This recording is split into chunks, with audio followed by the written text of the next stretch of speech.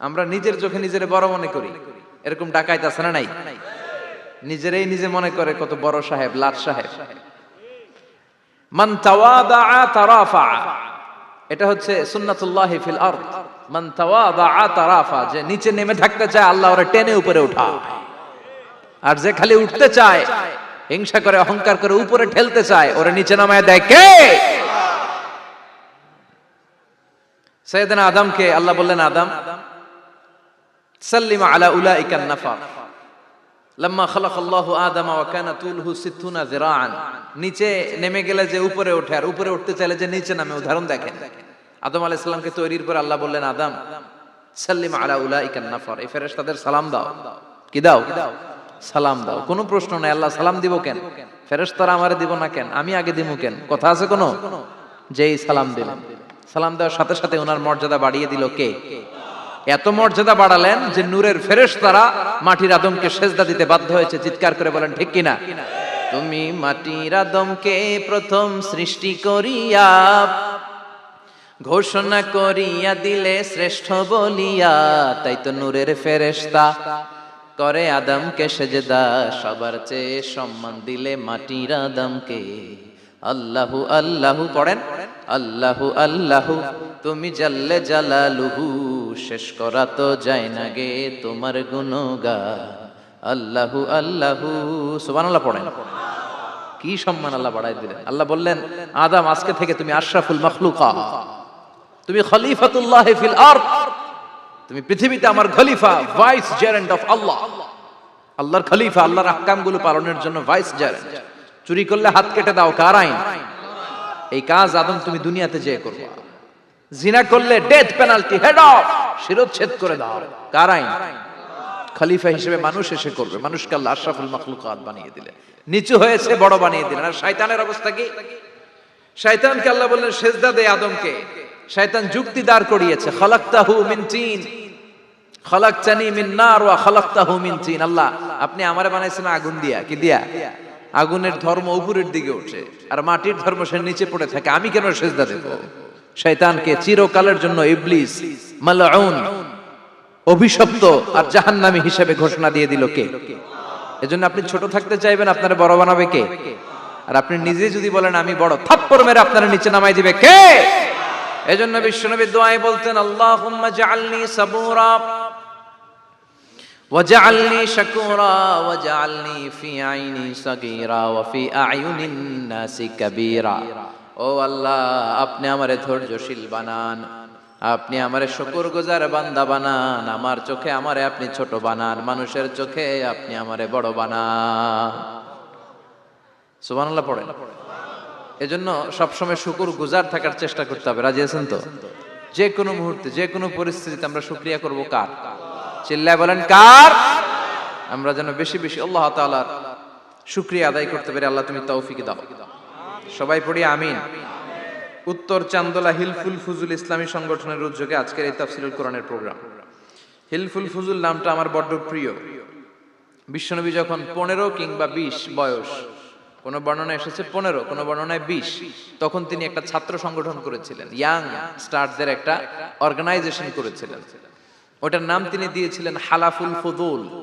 হালাফুল ফুদুল, ওইটারই আমরা বাংলায় কি বলি? হিলফুল ফুজুল। হালাফ মানে শপথ, oath, we take an oath in the name of Allah. আল্লাহর নামে শপথ নেয়ারে বলে হালাফ। আর ফাদিলা, ফাদলুন, এগুলোর প্লুরাল হচ্ছে ফুদুল। ফুদুল মানে ভালো কাজ। ভালো ভালো কাজের উপর বিশ্বনবী যুবকদেরকে একত্রিত করলেন যে মক্কা শহরে কোনো টেন্ডারবাজি চলবে না, কোনো চাঁদাবাজি চলবে না, দুর্বলের উপর সবলের অত্যাচার চলবে না, জালিমের জুলুম চলবে না, হত্যা চলবে না, ধর্ষণ চলবে না, রাহাজানি চলবে না। মক্কা শহরটারে শান্তির শহর বানাতে হবে। যুবকরা এই দায়িত্ব কাঁধে নিয়েছে। কারা? মুরব্বীরা না, যুবকরা। যুবকদের আছে প্রাণ ঢালা উচ্ছ্বাস, অনেক শক্তি। এজন্য যুবকদেরকে ভালো কাজে আসতে হবে। যুবকরা চাইলে এই দেশের চেহারা পাল্টে দিতে পারে। এদেশে যুবক ভোটার আছে কয়জন জানেন? নতুন করে যুবক ভোটার হয়েছে 2 কোটি। কয় কোটি? 2 কোটি না? Can you imagine that? কল্পনা করতে পারেন? They can change Bangladesh, they can change the face of Bangladesh. তারা 56,000 বর্গ মাইলের এই বাংলাদেশের চেহারা পাল্টে দিতে পারে। তাদের অনেক শক্তি। এই জন্য যুবকদের এই শক্তি কাজে লাগাতে হবে। ফেন্সিডিল, গাঁজা, ইয়াবা, হিন্দি সিনেমা এগুলোর পিছনে দৌড়ানো যাবে, পর্নোগ্রাফির পিছনে ছোটা যাবে। যুবক বয়সে ভয় করতে হবে কারে? চিল্লায় বলেন কাকে? আল্লাহ আমার যুবক ভাইদেরকে তুমি তৌফিক দাও। বিশ্বনবী এই হালাফুল ফুদুল তিনি গঠন করলেন মক্কাতুল মুকাররমাতে। পুরো মক্কা শহরটা শান্তির শহর হয়ে গেল। সুবহানাল্লাহ। আল্লাহ উত্তর চান্দলা হিলফুল ফুজুল ইসলামী সংগঠনকে তুমি কবুল করো। আজকের প্রোগ্রামের সভাপতিত্ব করছেন আল্লামা অধ্যক্ষ গোলাম সরোয়ার সাইদি পীর সাহেব আড়াইবাড়ি দরবার। আমার প্রিয় নানা ভাই আলোচনা করেছেন, বয়ান করেছেন। আল্লাহ নানা ভাইকে কবুল করো। নানা ভাইটা একটু ইয়াং হয়ে গেছে না? হ্যাঁ, অনেক জায়গায় লোকজন খুব বিভ্রান্তিতে পড়ে যায়। ঘটনা কি? আপনি নানা হইলেন কবে, নাতনি হইল কবে, আবার জামাই পেলেন কবে? তো আমারও বলা যে তুমি যে আমার নানা ভাই বানাইছো, আমি তো এর উত্তর দিতে দিতে কাম সারা। তো আল্লাহ আমার নানা ভাইকে তুমি কবুল করো। তিনি হকের কথা, কোরআনের কথা বলেন। পীর সাহেবদের মুখে এরকম হুঙ্কার দেখা যায় না। কথা কন, এরা থাকে খানকায়, এদের পেট থাকে বড়। সবার কথা বলছি না, বেশিরভাগ কথা বলেন। এই ভণ্ডামি এই দেশে আছে না নাই? দোদেল বান্দা কালমা চোরে না পায় শ্মশান না পায় ঘোরে, দিন থাকিতে আয়রে পথে ছাইড়া দে ভণ্ডামি, ভণ্ডামি ভণ্ডামি ভণ্ডামি, ছাইড়া দে ভণ্ডামি। আছে না নাই? নামাজ কালাম পড়ে না, ইবলিশ শয়তানের নানা। আছে না? নামাজ নাই, রোজা নাই, নাচানাচি, নাচ গান, গোসল করে না, সারা বছরে করে একবার, ওই গোসলের পানি মুরিদরা খেয়ে ফেলায়। আছে না নাই? নামাজ রোজা করে না, ইবলিশ শয়তানের নানা, ধর্মের একখান খুঁটি ধইরা কয়দিন করবা হয়রানি, ভণ্ডামি ভণ্ডামি ভণ্ডামি, ছাইড়া দে ভণ্ডামি। ঠিক কি না?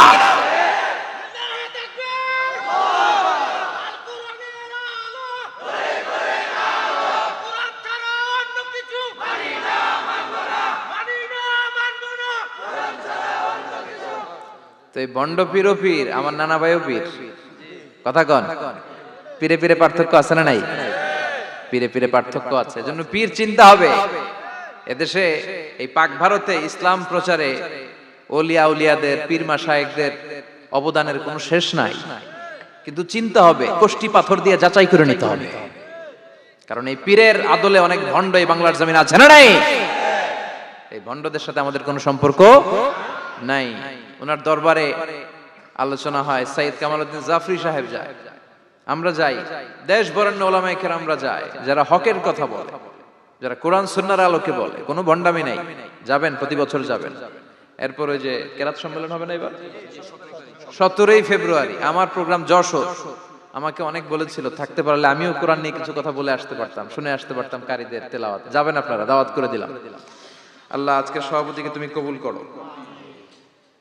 তারপরে আজকে কথা বলেছে মাওলানা রফিকুল ইসলাম ভুইয়া সাহেব, আমাদের সভাপতি সিরাতুন নবী ফাউন্ডেশনের চান্দোলার। না, রফিক ভাইয়ের চিনে না এমন কেউ নাই, এজন্য আর কিছু বলতেছি না তার নামে। আল্লাহ রফিক ভাইয়ের তুমি কবুল করো। গোলাম কবির চৌধুরী আল আজহারি আসতে পারে নাই, আমার বন্ধু মানুষ, একসাথে পড়াশোনা করেছি। এরপর আমার এক মিতা মিজানুর রহমান আতিকি আমার আগে আলোচনা করেছে, আল্লাহ তাকেও তুমি কবুল করো। সালাত নিয়ে কথা বলতেছিলেন। সালাত আউয়ালু মা ইউহাসাবু বিহিল আবদু ইয়াউমাল কিয়ামাতি আস-সালাহ। কিয়ামতের দিন সর্বপ্রথম হিসাব নেওয়া হবে নামাজের, সালাতের। সালাত চিনেন তো? কুরবানির গোশত খাওয়ার মাঝখানে যেটা খায় ওটা, হ্যাঁ, এটারে বাংলায় আমরা নামাজ বলি। কি বলি? নামাজ। বিশ্বনবী ইন্তেকাল করবেন, রূহু বের হয়ে যাচ্ছে, 2-3টা শব্দ বললেন, এর মধ্যে একটা ছিল সালাত। সালাত, উম্মতেরা নামাজ, নামাজ, নামাজ ছেড়ে দিও না। ওমা মালাকাত আইমানুহুম।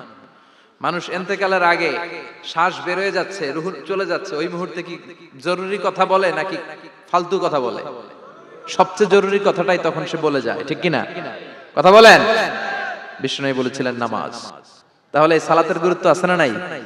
সর্বপ্রথম এই সালাতের ব্যাপারে in the day of judgment আমাদেরকে প্রশ্ন করবে কে? সালাত কায়েম করো, সালাত কায়েম করো, হবে সম্মানী তুমি, হবে জান্নাতি তুমি, হবে সম্মানী তুমি, হবে জান্নাতি তুমি, দিবে কাল হাসরে শীতল ছায়া আরশে আজিম। রব্বিয়াল আলা রব্বিয়াল আযীম রব্বিয়াল আলা রব্বিয়াল আযীম। সুবহানাল্লাহ পড়েন। এজন্য নামাজ, নামাজ, এই নামাজ যাতে মিস হয়ে না যায়। সব মিস হতে পারে, নামাজ মিস হতে পারে না। আল্লাহ তুমি বুঝার তৌফিক দান করো। আজকে সকালে মহিলা সমাবেশের কথা বলেছে হাফেজ কারি আশরাফ আলী, কথা বলেছে কারি আব্দুল কাইয়ুম মিয়াজি। যারা এই কথা বলেছে আল্লাহ সবাইকে কবুল করো। সঙ্গীত পরিবেশনায় ছিল কলতান শিল্পী গোষ্ঠী, আল্লাহ তাদেরকেও তুমি কবুল করো। আসেন আমরা আল্লাহর নামে 3টা তাকবীর দেই, গলা ফাটিয়ে আমার সাথে সাথে পড়েন আল্লাহু আকবার, আল্লাহু আকবার, আল্লাহু আকবার। আল্লাহ তুমি কবুল করো। আমি আপনাদের খেদমতে সূরাতু আত-তাহরীম থেকে ছোট্ট একটি আয়াতের অংশ তেলাওয়াত করেছি, যেখানে আল্লাহ তাআলা আমাদেরকে আহ্বান জানিয়েছে, ওহে বিশ্বাসীরা, পাপ হতে পারে, ভুল হতে পারে, অন্যায় হতে পারে, ওই অন্যায়ের উপর অটল থেকো না, আমার কাছে ফিরে আসো। কাম টু ইউর লর্ড, তোমার রবের দরবারে ফিরে আসো, ক্ষমার মতো ক্ষমা চাও, ক্ষমার মতো ক্ষমা চাইলে আমি সব ক্ষমা করে দেব। সুবহানাল্লাহ পড়েন। রব্বুল আলামিন বলেন, ইয়া আইয়ুহাল্লাযীনা আমানু তুবু ইলাল্লাহি তাওবাতান নাসুহা। ও বিশ্বাসীরা, ভুল করেছো, অন্যায় করেছো, পাপ করেছো, জুলুম করেছো, আমার কাছে ফিরে আসো, ক্ষমা চাও। ক্ষমার মতো ক্ষমা চাইলে সব গুনাহ মাফ করে দিতে পারে কে? পাপ নাই, গুনাহ করি নাই, এরকম কেউ আছি? কথা বলেন। কত পাপ করছি কোনো হিসাব আছে? পৃথিবীর কেউ না জানলেও জানে কে? পৃথিবী না জানুক আমি তো জানি, আমি কি পাপ করেছি হায়। আমার পাপের করলে বিচার, বাঁচার আমার নাই উপায়। দয়াময় প্রভু মাফ করো আমায়, মাফ করো আমায়। পড়েন আমিন। আমাদের পাপগুলো ক্ষমা করে কে? চিল্লায় বলেন কে? আল্লাহ ডেকে বলে, গোলাম আমি হলাম গাফিরুয যামব কাবিলুত তাওব। আমার কাজ হলো ক্ষমা করা, আমার কাজ হলো তওবা কবুল করা। শয়তানের কাজ হলো ওয়াসওয়াসা দেওয়া, আমাদেরকে ভুল পথে নিয়ে যাওয়া। আর আমাদের কাজ হলো ভুল করে ফেলা, আল্লাহর কাজ হলো ভুলগুলো মাফ করে দেয়া। আল্লাহ ডেকে বলে, গোলাম তোরা যদি ভুল না করতি, তোরা যদি পাপ না করতি, তোরা যদি অন্যায় না করতি, তোদেরকে ধ্বংস করে দিয়ে এমন একটা জাতি আমি এই দুনিয়ার বুকে তৈরি করতাম, যারা সকালবেলা ভুল করে দুপুরে মাফ চাইতো, দুপুরে ভুল করে রাত্রে মাফ চাইতো, আজকে ভুল করে আগামীকাল মাফ চাইতো। আর আমি আল্লাহ গুনাহগুলো তাদের সব ক্ষমা করে দিতাম। ক্ষমা করে দিতে আল্লাহর বড্ড ভালো লাগে। বান্দা আল্লাহর কাছে বারবার চাক, চোখের পানি ছাড়ুক, এটা আল্লাহ পছন্দ করে। চোখের পানি